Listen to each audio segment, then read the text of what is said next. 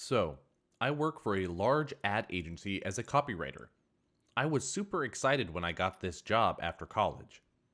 My boss was a very impressive woman. She had created a pretty great work environment. Plus, my department is mostly made up of women, so everyone felt very comfortable with her in charge. However, everything changed when our boss was demoted and the CEO's son was given her job. We had all heard about the CEO's son before. I'll call him Mark for the purpose of the post. He was basically a spoiled brat. He barely passed his college classes and used to just live off his father's money. But when his dad finally put his foot down and threatened to cut him off, he decided to start working. He refused to start working at the entry-level position the way the rest of us did, so his dad gave him the position as our boss. Nobody in my department was happy about the new change, especially because our old boss decided to leave the company after being demoted. Anyway, Mark turned out to be a complete sleaze. He would make inappropriate sexual jokes about me and the rest of the women that made us all very uncomfortable. Plus, he would give all the important clients to the two men in our department, saying that they would obviously handle all the important clients better than we could. I know you're probably wondering why we didn't go to HR with our problems. Actually, we did. But because he is the CEO's son, our HR representative was told to just delete the complaints and to tell us to focus on our work. The whole situation just kept getting worse. Mark was constantly commenting on our outfits and how he wanted us to wear more form-fitting clothes. He would send us lewd emails and messages pretending that he was contacting us for work. He kept calling us things like sweetheart, baby, and darling. If we ever told him to stop, he would threaten us with pay cuts and demotions. I did think about quitting many times when all this was going on, but I didn't want to give him the satisfaction. I was hoping that once his father saw that he was losing the company's important clients due to his unprofessional behavior, he would remove Mark himself. However, before that could happen, our CEO had a heart attack and passed away. All of us from the office attended the funeral. Despite the fact that he let his son get away with harassing us, he had actually been a pretty good boss. Most of us were crying at the funeral after Mark's mother gave her speech. As I was leaving the funeral hall, Mark stopped me and told me to smile, sweetheart, because he was going to be the new CEO of the company and that we should be celebrating instead of crying. I was shocked at how badly he was behaving at his own father's funeral. He literally only seemed to care that he would be running the company now. I just walked away from him, and he went to go find my coworkers to tell them what he had said. By this point, all of us had had enough of his disgusting behavior, and we knew we had to do something to take him down. For the next couple of weeks, we all pretended like everything was normal. We went along with Mark's new work policies like a new, more revealing dress code and laughed when he told us his dirty jokes. This is because all the women in the office who had been mistreated by Mark had decided to make sure that he is held responsible for his behavior. I had gotten in touch with the women from other departments in our company to find out how they felt about Mark and whether they had also experienced the same behavior from him. It turns out that Mark had been harassing and interfering with the work of all female employees. He had made a new company rule that all the heads of departments would be men. He had demoted many women from their positions because he thought that women can't handle all the responsibility. Women from other departments also wanted to get their revenge on Mark because he was actually ruining all of our careers because of his sexist beliefs. During this time, the company kept losing important clients because Mark had taken away all of those accounts from the female employees and just handed them off to the male employees, some of whom had no experience with this kind of work. Still, Mark was spending money like everything was going well. He showed up to work one day in a brand new expensive sports car. He would buy expensive alcohol and invite me and other women to come drink with him in his office alone. He was always wearing new suits and shoes. It wasn't making any sense. This is why me and one of my colleagues decided to talk to HR and one of our friends in accounting to figure out how Mark was affording all this. Well, it turns out that Mark had been using the company credit card to pay for the expensive things that he had been buying. He had been putting all his big expenses on the company account so that he could write them all off as business expenses to avoid paying taxes on them. So, Essentially, he was embezzling from the company. We took everything we had found and went to the CFO to tell him what we thought had been going on. He also agreed that it clearly seemed like Mark had been stealing from the company and using the money for his own personal enjoyment. He hadn't done a very good job of hiding it either, as he had left a huge paper trail proving that it could only have been him. The CFO told us that it was very important for us to keep this information private so that Mark didn't find out that we knew while we figured out the best way to contact the right authorities about it. We contacted the board of directors to inform them of our suspicions. They thought that it was important that all accounts be checked by an independent auditor first so that the company could start collecting proof of theft. After a week, the auditor gave the board the proof that showed that Mark had been taking money from the company's bank account to pay for his purchases. He had even bought a new apartment and furniture on the company's money. What was most shocking was that Mark had actually taken money from the company's accounts and just transferred it to his personal accounts. It proved that he had been embezzling from the company over a long period of time. The board of directors informed the IRS what had happened. Me and my colleagues who had discovered the whole thing also had to meet with them and tell them how we had figured everything out and how we had followed the right protocol in reporting him. The company also had to alert the local police of the theft because if Mark was found guilty, he would be facing criminal charges too. It was a very long process, and it was really hard to make sure that Mark didn't find out that any of this was happening. Once the IRS had gone through all the proof and made their case, they actually came to the office to bring Mark in for questioning. When Mark realized why they were there, he lost it. He started yelling that since it was his company, it was his money too, so it couldn't be theft. He kept shouting that someone had framed him and that it was conspiracy because he hadn't done anything wrong.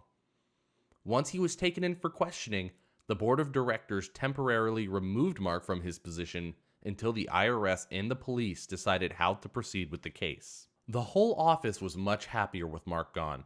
This is also because the board had asked us who should be the interim CEO of the company, and everyone had voted for the CFO of the company to take over the company. We also told the board of directors about our previous boss who had left the company, and after she had been demoted from Mark, the board had contacted her and asked her to return to her old job with better pay and benefits because we had told them about how much profit she had generated for the company. All of our jobs were so much better once she came back and took over her previous position as our boss. As for Mark, the IRS didn't take long to ascertain that he was definitely guilty of embezzlement and decided to bring criminal charges against him. Mark had hired a lawyer for himself and had decided to plead not guilty, so there was going to be a whole trial and a lot of us from the office would have to go and testify against him. During the trial, Mark said that he was being framed by witches like me and the other female workers who wanted to take revenge because he had put us in our place. He kept saying that he hadn't stolen anything and that the whole trial was a joke and was only happening because we were all jealous of him and wanted to hurt him because we were poor.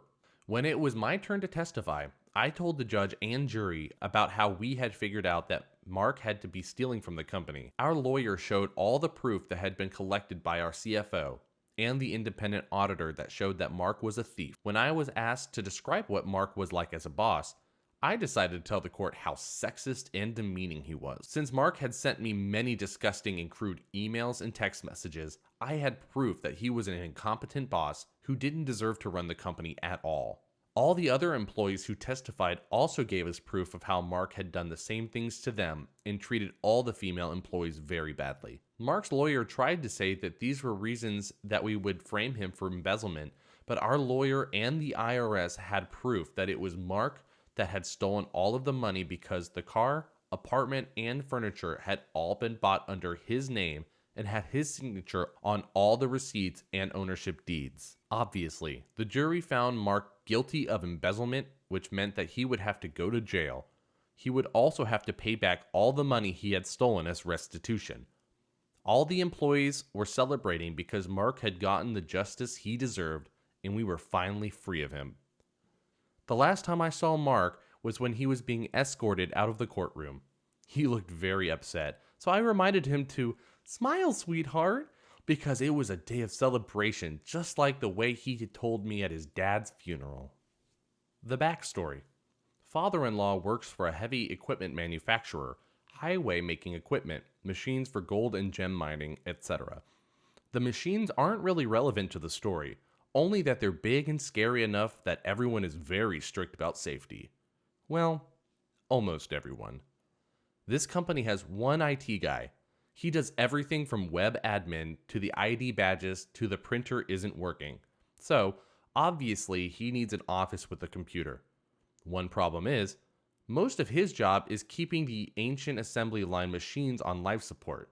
So he's constantly on the factory floor fixing error code TI-86 on machine C137, etc. The problem. One day, one of the VPs of butt-kissing deigns to leave the plush veneer of the C-level suits to enter the plebeian office and takes great offense to the IT guy wearing jeans, boots, and a high-vis vest in their strictly suit and tie office. Protests about his job duties fall on deaf ears.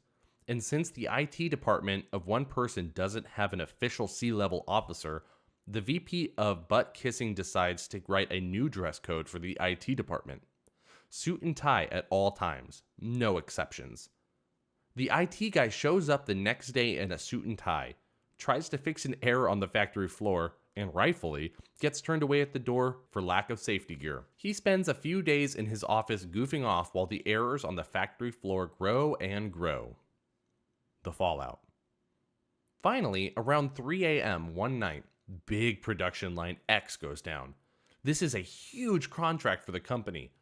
The company might go under if this client goes elsewhere.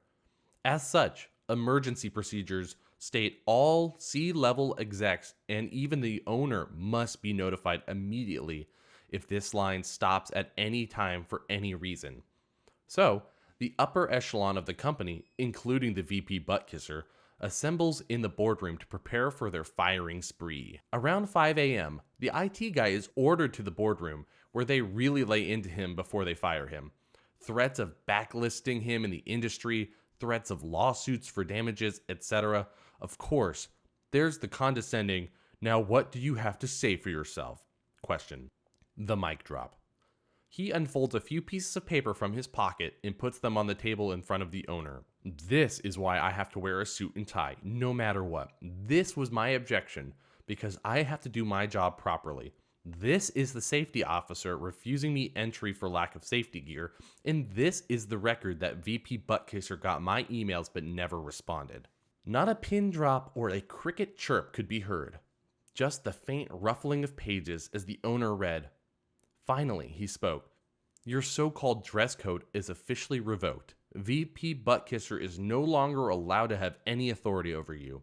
Please put on safety gear and fix machine TK421. The rest of us will stay here all day until I'm convinced that this problem will never happen again."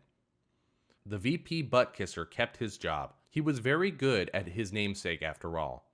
But he was transferred to VP of a division that didn't exist in a workforce of one, only him. Rumor has it he's related to the owner somehow, but at least his self-righteousness can't ruin the actual work being done. I had similar for a short while, but thankfully was extremely short-lived. My answer was simply, "Can you tell me exactly which days I will or won't have to crawl into a crawl space, under a desk, or into the ceiling? Are you willing to put in writing that I won't have to do any of that work regardless of how critical it is if I show up in a button-down and slacks? If not, jeans and polos are easy to clean, so that's what I'll wear." They stopped trying to talk to me. Corporate IT guy here. For a company of about 350 people, we have a small IT department. Like 7 people. Not a problem, honestly. I'm usually involved in everything IT, ranging from help desk to server maintenance to new equipment rollout, etc. I wore nice clothes for all of a month when I started about 5 years ago. Now it's just an untucked polo, khakis, and sneakers. At any time, I may have to scrounge around under a desk, go out on a bus with equipment, any number of things that nice clothes would get in my way of doing. Nobody has said anything to me regarding my outfit, including the CEO and other execs. I'm the IT guy. Nobody really gives a crap as long as their problem is fixed. This guy had a stick so far up his butt he could taste the bark. I drive a concrete truck. We deliver ready mix concrete throughout a fairly large area. Keep in mind, concrete has a shelf life of 90 minutes once water mixes with the cement. This is very important for our spec jobs. Our company uses a routing and tracking system I will call the terrible system. If there is a good route or less than good route, it chooses the worst route of all routes possible. After working with it a short time, this was noted. During training, new drivers are told to use it for the final part of the route only. Problem is, every time one doesn't follow a route, an alert is sent to management. Early in using, terrible system managers found a way to turn off these alerts. New manager starts. After a year, he brings up in meetings drivers are not following terrible system routing. Multiple times we tell him it gives us the worst and longest routes, and he doesn't listen. After 6 months, he states that drivers will be written up if we continue to not follow the terrible system routing. Drivers don't listen. A few days after this pronouncement, a fellow driver is written up. This is talked about. Cue malicious compliance. Next day on my second load, I have a load to a location I had before. It is 15 miles east of the plant and then a 10-mile north leg. Following that route takes about 45 minutes or less. We had been going to this job site for 3 months by this time and knew the terrible system gave us a much longer route. I was the first truck of 4 and noted on the radio we needed to follow the terrible system route as directed. Off I go. The route it takes me is 13 miles southeast. North on Interstate Highway 35 miles, including a chicken coop, weigh station for non-truck drivers. Trucks are chronically overweight for interstate. East through a large metro area for 20 miles, followed by the last leg south of about 15 miles. It took 125 minutes for me. Terrible system gave an estimated travel time of 140 minutes, so I did well. I arrived and I'm timed out. Rejected, and that cost the company $1,000 for the concrete, not to mention 20 gallons of fuel I burned. Second and third trucks are the same. Fourth truck was stopped at the chicken coop, and the company had a $500 fine. Customer is pissed. Calls the manager screaming. Manager asks to talk to me. I tell him we followed the terrible system routing as directed, and he can check that easily. Next day in the break room is a sign posted stating drivers are to use professional discretion in choosing the best/most expeditious route to jobs. Sometimes a GPS doesn't know certain things that are critical for truck drivers. As an example, outside of Syracuse, New York, there is a road along the lake, Onondaga Lake Parkway, that has a low clearance bridge. That road happens to be the fastest way to get from the highway to the suburb of Liverpool, but it has a low clearance bridge. There are signs everywhere that the trucks should take a different route. The signs post the low clearance. Sometimes drivers decide to disregard the signs and they take the shortcut. Well, that low clearance bridge is 10 feet 9 inches. It's an actively used railroad bridge and it's not going anywhere. So about 3 to 4 times a year when I was growing up, a truck would get stuck. I can't help but wonder how often drivers had instructions to take that road no matter what because it was shorter. If management had their crap together to begin with, the first few times the software gave a crap job ruining route would also have been the last. It would have included a strongly worded call to the software vendor about selling software that didn't perform as advertised, coupled with a demand for a refund. If the refund weren't forthcoming, it would have escalated to a lawsuit to recover costs of the software plus ruined jobs.